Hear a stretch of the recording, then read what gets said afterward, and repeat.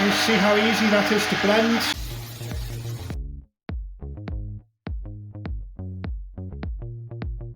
Hi, thank you very much for joining me. It's that time to get the neighbours really envious of the aromas coming out of my kitchen, because I'm sure it's going to come out of the window and the neighbours are going to say, wow, that smells fantastic. All the ingredients and their quantities in the description of the video. We've got about 5 kilo of onions, well, before they were top-tailed and peeled, spring water, Taste of India British Indian restaurant mix powder, fantastic. We're going to fry off or season our oil with some cassia and star anise. There's no two combinations like that. It's absolutely fantastic. I've just found that there's quite a heavy use of turmeric in base gravy, so we're going to be using quite a generous amount of turmeric in addition to the mix powder. For super tastiness, we're using some aromat. You can use all-purpose seasoning, mono salt, MSG, whatever you want. We're going to be using salt to taste. We've got some chana dal, some Maggi coconut cream. We've got 4 tins of high quality Italian passata, a bowl of ginger and garlic paste. This is 1 small white onion, bunch of coriander, 3 carrots, 2 large leeks, a green and a red pepper, 3 little potatoes. I'm not going to peel the carrots or the potatoes, there's absolutely no need. And we've got a little bit of chilli, because I know every dish that I'm going to be using this base gravy for is going to be super spicy the way it should be. We've got some oil heating up here. We're going to be using a pressure cooker because it's nice and simple. So this hasn't been so much of a big task to just prepare all these ingredients. I think chopping and arranging the ingredients is more difficult than making the base gravy, but we're going to reap the rewards with plenty of classic British Indian restaurant dishes coming up on the channel. So ordinary vegetable oil, sunflower oil, just a neutral oil, it doesn't really make much difference. 1 nice 3 or 4 inch piece of cassia, and because I'm going to be taking these out, there's no point using a nice complete star of anise.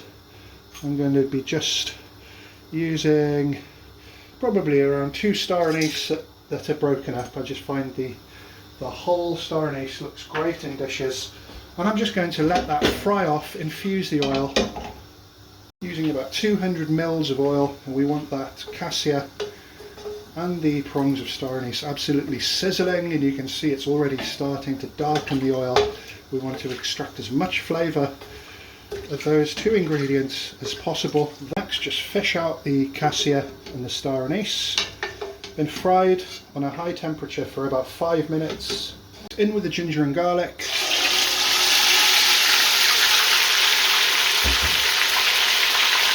Most of the sizzling stops and it darkens, we can add the onions.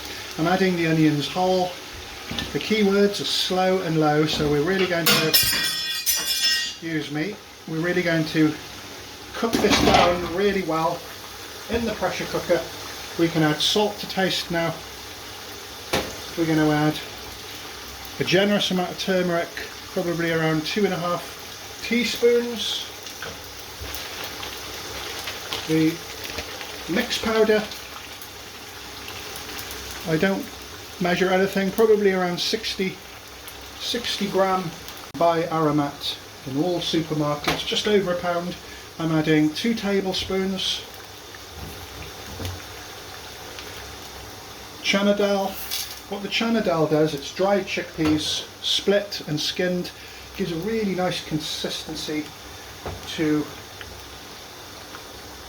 your gravy once it blends. In with the coconut cream, about a cup.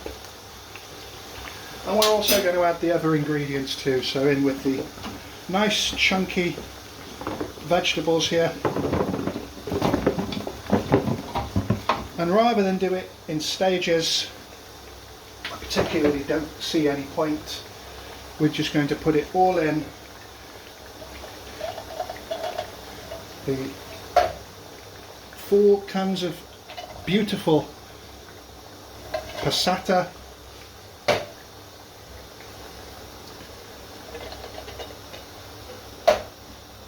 And as simple as that.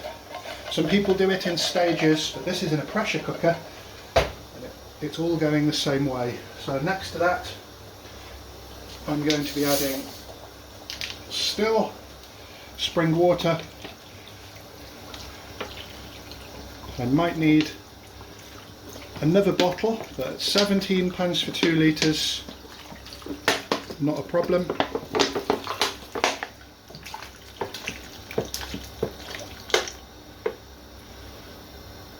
I think my pressure cooker's a 13 litre. Just want to cover the veg, so it's about 2.5 litres at the moment, and just give everything a good mix. You can see that's heating up already, maximum heat. A little layer of oil on the top, and I'm happy just to give that a mix, put the lid on, boil it down for about 2 hours, come back and blend it. On with the lid. Once it starts steaming, I'm going to turn the heat down to about halfway on a medium heat.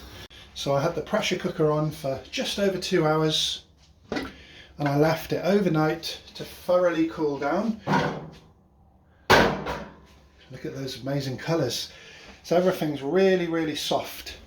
The oil's floated to the top. Now it's just a case of blending.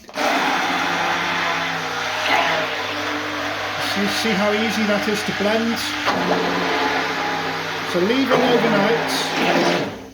leaving overnight is a very good idea. You get slight fermentation, which improves flavour.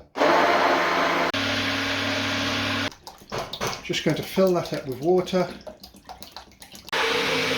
So that's thoroughly blended. It's quite thick still, but I've got no problem adding a little bit of water to the dishes once the base gravy is thawed out. So I've got my takeaway tubs ready, and this is going into the freezer, all portioned up, obviously with the lids. It keeps for absolutely months.